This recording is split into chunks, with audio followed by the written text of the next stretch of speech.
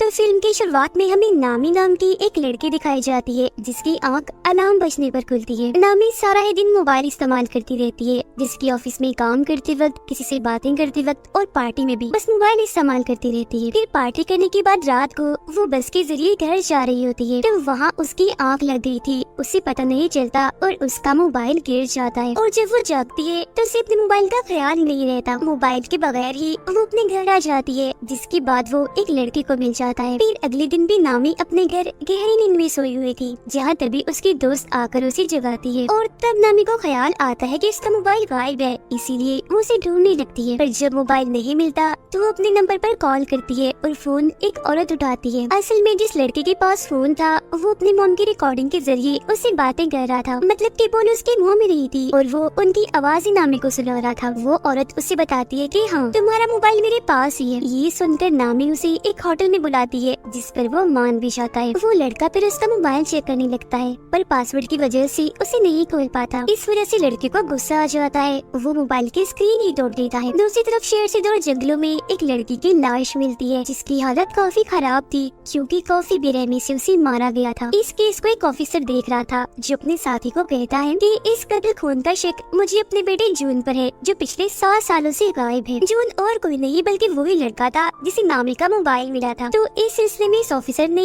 बहुत सारी चीजें भी पता की होती है। तो उसका साथी कहता है कि आपको बस शक है, पर उसे पकड़ने के लिए हमें सबूत इकट्ठा करने होंगे। उधर नामी अपने डैड के होटल में आकर उनसे मिलती है। उसे पता चलता है कि मेरे डैड का इंस्टाग्राम अकाउंट भी है, तो ये जानकर उसे काफी खुशी होती है। अब तभी नामी के पास उसी औरत की कॉल आती है जिसके पास उसका मोबाइल था। वो कहती है कि गलती से तुम्हारे मोबाइल की स्क्रीन टूट गई है, मैंने उसे ठीक करने के लिए मोबाइल की एक दुकान पर भेज दिया है, पैसे भी दे दिए, तो तुम उस दुकान पर जाकर अपना मोबाइल ले सकती हो। फिर थोड़ी ही देर बाद नामी अपना मोबाइल लेने के लिए उस दुकान पर पहुंच जाती है, जहां उसे जून भी दिखता है जिसने मास्क लगाया हुआ था। वो नामी के मोबाइल की डिटेल्स में उसका पासवर्ड भी पता लगवा लेता है और फिर उसका मोबाइल ठीक करने के दौरान वो उसमें एक हैक करने वाला सॉफ्टवेयर भी डाल देता है और उसके मोबाइल का एक डुप्लीकेट फोन बनाकर नामी को दे देता है। वो फिर वहाँ से चली जाती है। अब जो जो नामी अपने मोबाइल पर कर रही थी वो सब जून भी देख रहा था, क्योंकि उसने नामी के मोबाइल को अपने कंट्रोल में कर लिया था और ये भी उसे चला सकता था। वो उसके चैट्स, इन्हीं मैसेजेस पर वो किससे बात करती है, कॉल्स, यहाँ तक कि खुद नामी पर भी कैमरा के जरिए नजर रख रहा था। फिर रात में जब नामी अपने डैड के होटल में काम करवा रही थी तो तब जून भी वहाँ आता है और उसे बताता है कि मैं यहाँ आता रहता हूँ। वो उसे इसलिए नहीं पहचान पाती क्योंकि दुकान में उसने मास्क लगाया हुआ था। वो नामी से यहाँ की सबसे खास शराब मांगता है। अब क्योंकि वो उसके मोबाइल पर नजर रख रहा था तो उसे सब पता चल जाता है कि नामी को कौन कौन सी गेम्स पसंद है और किन किन चीजों में उसकी दिलचस्पी है, जिससे वो नामी को इम्प्रेस, मुतासिर कर लेता है। और अब उसे अपने बारे में भी बताता है कि मैं एक ऐसी कंपनी में जॉब करता हूँ जो सॉफ्टवेयर, कंप्यूटर और इंटरनेट से जुड़े सारे काम करती है। उन दोनों को बातें करते हुए नामी के डैड भी देख रहे थे। फिर रात को नामी अपने दोस्तों से बातें करते करते सो जाती है और पूरी रात जून उसका मोबाइल ही चेक करता रहता है, जिससे वो उसके बारे में हर एक जानकारी और राज जान चुका था। जिसके बाद अगली सुबह नामी अपनी ऑफिस आती है। वो दरअसल एक कंपनी में काम करती थी। उधर जून अपनी पिछले शिकारी यानी उस लड़की की तस्वीर देखता है जिसका कत्ल उसने किया था, जो और कोई नहीं बल्कि वही थी जिसकी लाश जंगल में से मिली थी। जिसके बाद वो अपना अगला शिकार नामी को चुनता है। उधर नामी के पास उसकी बॉस आती है, कहती है कि हमारी कंपनी को एक काफी बड़ा प्रोजेक्ट मिला है, साथ ही तुम भी काफी अच्छे से काम कर रही हो, मैं तुमसे बहुत खुश हूँ, इसीलिए मैं तुम्हारी सैलरी दोगुनी कर रही, यानी कि डबल कर रही हूँ, पर तुम इस बारे में बाकी साथियों को मत बताना। अब उनकी ये सारी बातें जून ने भी सुन ली थी। उधर वो ऑफिसर यानी जून के डैड घर आकर अपनी वाइफ से बातें करने लगती है, पर वो जून के बारे में उन्हें कोई बात नहीं बताती। हालांकि उन्हें पता होता है कि जून और उसकी मोम आपस में राब्ते में है और बातें करती रहती है। वो फिर अपनी वाइफ को बताते हैं कि शहर में एक लड़की का खून हुआ है जिसका शक मुझे जून पर है और मैं ये बात जानता हूँ कि तुम उससे राब्ते में हो, क्योंकि मैंने तुम्हारी और उसकी बातें सुन ली थी। जो सुनकर फौरन वो बोलती है कि नहीं, मैं नहीं मानती, मेरा बेटा ऐसा नहीं कर सकता, वो किसी का खून भला क्यों करेगा। ठीक इसी वक्त ऑफिसर के पास उनके दोस्त का मैसेज आता है जो कहते हैं कि मुझे जून की लोकेशन का पता चल गया है, यानी वो जहाँ रहता है उस जगह का पता। उधर नामी अपने प्रोजेक्ट पर काम कर रही थी, काफी खुश थी वो, जबकि जून उसके घर जाता है और उसकी सारी चीजों को चेक करने लगता है, जिनमें उसे नामी का दूसरा मोबाइल भी मिल जाता है, यानी वो एक नहीं 2 मोबाइल इस्तेमाल करती है। उधर ऑफिसर की साथियों ने बताती है कि जिस जगह के बारे में मैंने आपको बताया है, इन्हें जून की लोकेशन पता चला है कि वो वहाँ सबसे चोरी रह रहा है। तो वो ऑफिसर इन्हें जून के डेट उस जगह पर जाने के लिए अकेले ही निकल पड़ते लगती है। वो जब वहाँ पहुँचते हैं तो घर के अंदर भी चली जाती है और हर जगह की तलाशी लेने लगती है। साथ ही उन्होंने यहाँ की तस्वीरें भी बना ली थी। मरने वाली लड़की की मॉम के बारे में भी इन्हें पता चल जाता है। इतनी ही देर में जून भी बाहर आ गया था।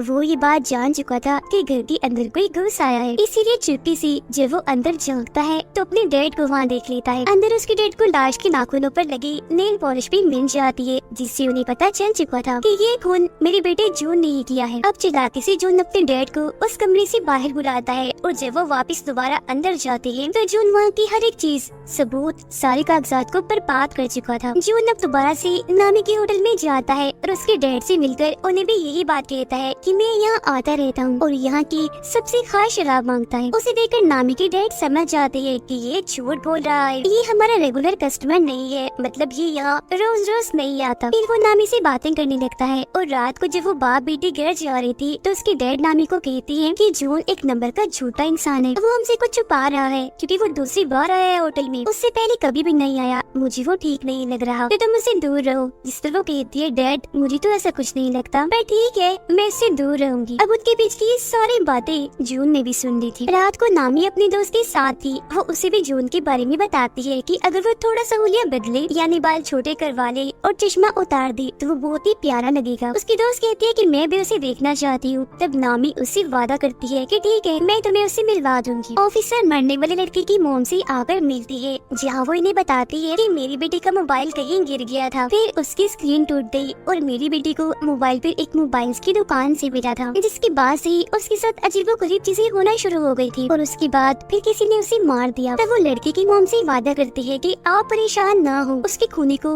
हम ढूंढ कर ही रहेंगे। नामी के डैड पर जब किसी काम से बाहर आती है तो जून उन पर हमला करके उन्हें पकड़ लेता है। इसी रात पुलिस को जंगल में से एक साथ 8 लाशें मिलती है, जिस वजह से ऑफिसर को काफी दुख होता है। फिर सुबह जब नामी की आँख खुलती है तो वो देखती है कि उसकी बॉस की तकरीबन 8 कॉल्स आई हुई है। साथ ही उसे अपने मोबाइल पर बहुत सारे मैसेजेस भी मिलते हैं, जिनमें उसने अपने दोस्तों को काफी बुरा भला कहा होता है। इसके अलावा अपने बॉस के बारे में भी काफी उल्टी सीधी बातें की हुई थी। एक पोस्ट भी डाली थी जिसमें उसने बता दिया था कि बॉस ने मेरी सैलरी दुगनी कर दी है। फिर वो अपने ऑफिस जाती है, जहाँ उसकी टीम उसे काफी नाराज थी। वो सबको बताती है कि मैं नहीं जानती वो सब किसने किया, क्योंकि मैंने तो एक भी मैसेज, एक भी पोस्ट नहीं की, पर कोई भी उसकी बात का यकीन नहीं करता और उसे वहाँ से निकलने का कहती है। वो अपने बॉस से भी बात करती है, पर उसकी बॉस ने भी जॉब से उसे निकाल दिया होता है। वो उन्हें भी काफी समझाने की कोशिश करती है कि देखिए मेरी बात का यकीन करें, कोई भी पोस्ट, कोई भी मैसेज मैंने खुद से नहीं किया, मुझे लगता है किसी ने मेरा मोबाइल हैक कर लिया है, कोई मुझे फंसा रहा है, मतलब मेरे मोबाइल को कोई अपने कंट्रोल में लेकर चला रहा है, तो जरूर उसे नहीं किया होगा। जिस पर उसकी बॉस उसे ये साबित करने का कहती है और धक्के मारकर उसे वहाँ से निकाल देती है। इस चीज से उसे काफी दुख होता है। वो सीधा अपने दोस्त के पास जाती है और उसे सबके बारे में बताकर काफी रोने लगती है। तब उसकी दोस्त उसे सहारा देती है, उसे संभालती है। ये चीज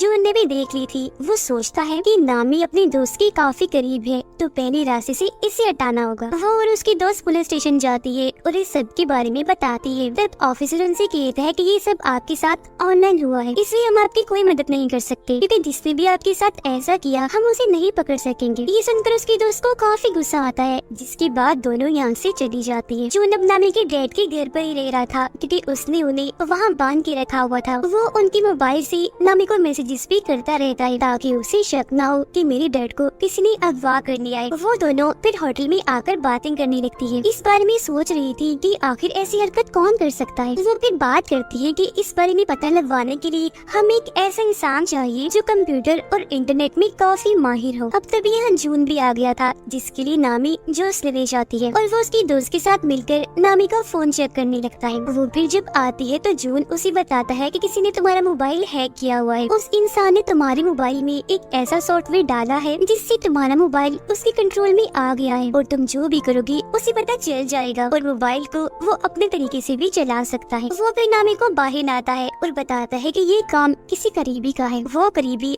जिसे तुम्हारे मोबाइल का पासवर्ड भी पता है, क्योंकि पासवर्ड खोलने के बाद भी उसने ये सब किया होगा ना। अब तभी उन दोनों की तस्वीर चुपके से नामी की दोस्त बना रही थी, जिससे उसे काफी अजीब लगता है। वो फिर होटल में जब आती है तो उसकी दोस्त उसे एक खबर दिखाती है, जिसमें पुलिस को एक साथ 8 लाशें मिली थी। अब उसकी दोस्त नोट कर लेती है कि नामी मुझसे बात नहीं कर रही। वो उससे इसकी वजह पूछती है कि तुम मेरी बात क्यों नहीं सुन रही, तुम्हारा मूड भी खराब है, क्या हुआ, नाराज हो? जो सुनकर नामी भड़क जाती है, कहती है कि मुझे तुम पर शक है, ऐसा मेरे साथ तुमने किया होगा क्योंकि मेरे पासवर्ड तो सिर्फ तुम ही जानती हो। जो सुनकर उसके दोस्त को काफी बुरा लगता है। वो कहती है कि तुम कल के आए उस लड़की जून की वजह से मुझ पर शक कर रही हो। ठीक है, अगर तुम्हें ऐसा ही लगता है तो मैं तुमसे दूर चली जाती हूँ। इतना कहने के बाद वो नामी से अपनी दोस्ती तोड़कर चली जाती है। वो काफी दुखी थी, रो रही थी और ये चीज जून भी देख लेता है। उधर पुलिस मरने वाले लोगों की लाशें जब उठा रही थी तब उनका सामान भी देखा जाता है, जो देखकर ऑफिसर काफी परेशान हो गए थे। तब उनका साथी कहते हैं कि ये काम आपका बेटा ही कर रहा है, हम जानते हैं, तो हमें उसे पकड़कर रोकना होगा जल्द से जल्द क्योंकि चीजें काफी आगे तक निकल गई हैं। तब ऑफिसर कहती है तो सबसे पहले तुम उस मोबाइल की दुकान को ढूंढो जहाँ जून काम करता है, जिस पर उसका साथी हाँ बोलता है और ये दोनों वहाँ से निकल जाते हैं। नामी होटल में बैठी अपनी और अपने दोस्त की वीडियो देख रही थी। वो काफी दुखी थी और अपना मोबाइल गिरा देती है जिससे स्क्रीन फिर से टूट जाती है। उधर ऑफिसर और उनके साथी को जो उनकी मोबाइल्स की दुकान मिल जाती है, पर उसने यहाँ की हर चीज को तबाह बर्बाद कर दिया था। लेकिन कुछ पेपर्स के जरिए उन्हें 8 कस्टमर्स के बारे में पता चलता है जो और कोई नहीं बल्कि वही लोग थे जिनकी लाशें इन्हें मिली थी। ऑफिसर बताते हैं कि मुझे 9वीं लड़की की डिटेल्स भी पता है जो मरने वाली है और वो डिटेल्स मुझे जून के घर से ही मिली थी, तो अब हमें उसको बचा लेना चाहिए। जिस सुनकर उनका साथी कहता है कि हमें इस सब के बारे में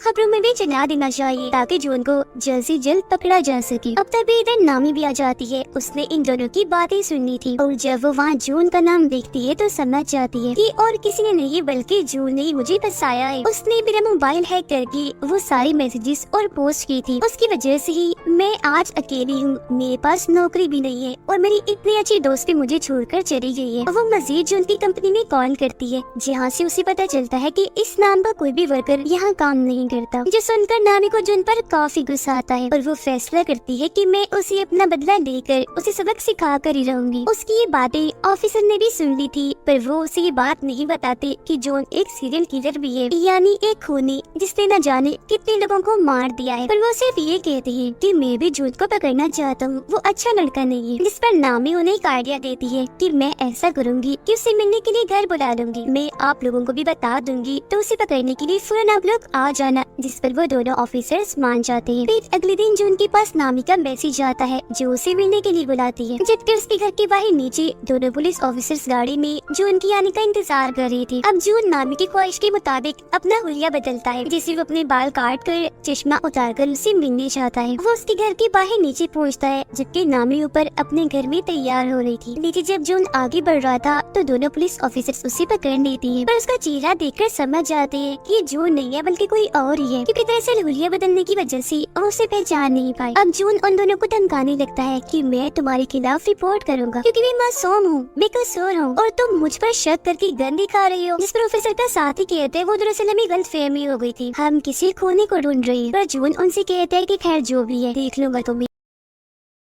इतना कहने के बाद वो वहाँ से चला जाता है। जबकि दोनों ऑफिसर्स ऊपर आकर नामी से मिलती है। वो उन्हें बताती है कि जो उनका मैसेज आया है उसका कहना है मैं मसरूफ हूँ, आज बाद में मिलूंगा। वो फिर कहते हैं कि मैं अपना मोबाइल ठीक करने के लिए दे रही हूँ, तब तक दूसरा मोबाइल इस्तेमाल करूंगी और जब मेरा पहला मोबाइल मुझे मिल जाएगा हम उसे पकड़ लेंगे, जिसके लिए ऑफिसर्स भी मान जाते हैं। अब ऑफिसर के पास पुलिस स्टेशन से कॉल आती है। एक ऑफिसर उन्हें बताता है कि ये बात अब सबको पता चल गई है कि ये सारे खून और किसी ने नहीं बल्कि आपकी बेटी जून ने की है, तो अब से आपको इस केस से दूर रहना होगा ताकि आपको कोई खतरा न हो। जो सुनकर वो काफी परेशान हो जाती है। अब नामी अपने दूसरे मोबाइल को निकाल कर उसमें अपनी सिम डालती है और ऑन करके उसे चलाकर बाहर आती है। ऑफिसर उसे कहते हैं कि तुम्हारी जान को भी खतरा है तो तुम भी किसी ऐसी जगह पर चली जाओ जहाँ तुम महफूज रह सकती हो। तो वो कहती है कि मैं अपने डैड के घर चली जाती हूँ, वही मेरे लिए ठीक जगह होगी। जिसके बाद वो ऑफिसर्स के साथ वहाँ जाने के लिए निकल जाती है। वो जब वहाँ पहुँचती है तो ऑफिसर उसे अपना कार्ड देता है, जिस पर वो कहती है कि ठीक है कुछ भी हुआ मैं आपसे राब्ता करके बता दूंगी, और घर के अंदर चली जाती है। अंदर आने के बाद वो अपने डैड को आवाज लगाने लगती है कि मैं आ गई हूँ। फिर अपने कमरे में जाकर जब वो मोबाइल इस्तेमाल कर रही थी तो उसे जून के नए नंबर से मैसेज आता है। वो जब उसे कॉल करती है तो फोन बजने की आवाज उसे यही इसे घर से आ रही थी। वो चौंक जाती है और फौरन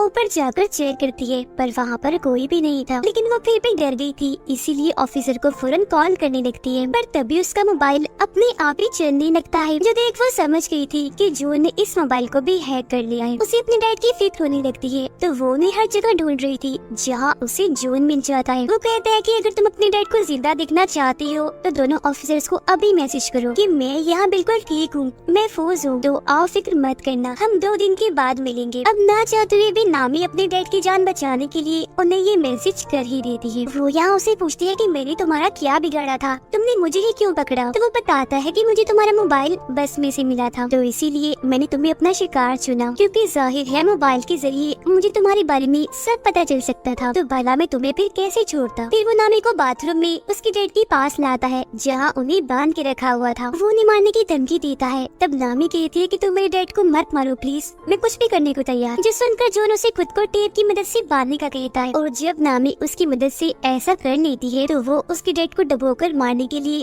अपनी पानी छोड़ देता है। ये चीज नामी भी देख रही थी। दुखी होकर वो रोने लगती है। साथ ही वो जॉन को काफी बुरा बुरा भी कह रही थी, तो वो उसे भी उठाकर ठिकाने लगाने के लिए पर टेप लगा देता है और बाथ टब में छोड़ देता है जो पूरा ही पानी से भर गया था। वो उसकी तस्वीरें बनाकर उसकी बेबसी पर हंस रहा था और वहाँ से बाहर निकल आता है। उसे ऑफिसर का कार्ड मिलता है जिसके पीछे उन्होंने लिखा था नामी सिर्फ कॉल करना, मैसेज नहीं। पर क्योंकि इसने तो ऑफिसर को मैसेज करवाया था तो उन्हें पता चल गया था कि जरूर ये जून ने किया है, तो इसका मतलब वो यहाँ आ रहे थे जून को पकड़ने के लिए। अब जून को भी एहसास हो जाता है कि ऑफिसर्स घर में घुस आए हैं। वो ऑफिसर के साथी को जाकर पकड़ लेता है, पर पीछे से उसके डैड ऑफिसर आकर उसे पकड़ लेते हैं। मगर क्योंकि ये उनका बेटा नहीं होता तो वो इसे मारने लगते हैं और अपने बेटे के बारे में पूछते हैं। पानी में डूबकर नामी मरने ही वाली थी कि तभी ऑफिसर का साथी उसे पानी से बाहर निकाल कर मरने से बचा लेता है। ऑफिसर उसे मार मार कर काफी जख्मी कर देते हैं और अपने बेटे के बारे में पूछते हैं। तब वो कहता है डैड मैं ही आपका बेटा हूँ, जिस पर ऑफिसर मान भी जाती है। तो वो उन पर हंसने लगता है और कहता है कितने बेवकूफ हो तुम,